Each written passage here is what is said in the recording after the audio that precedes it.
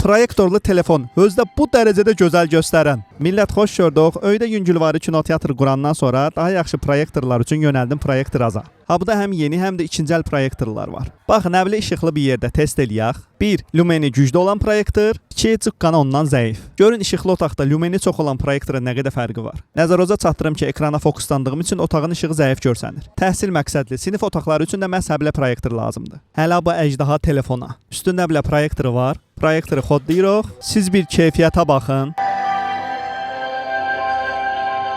Dəhşət bir şeydir. 36 GB RAM, 23.000 batareyka. Bunun bir ay zaryadkası qurtarmaz. Qola işləməli də ağırlığı var. İşığı da ki adamın həyatını işıqlandırır. Ha bu sensorlu proyektoru da ilk dəfədir görürəm. Özdə adi divara yansıdılıb, qəşəng bir şeymiş. Biraz daha professional bir proyektor. İşıqlı, söndürün.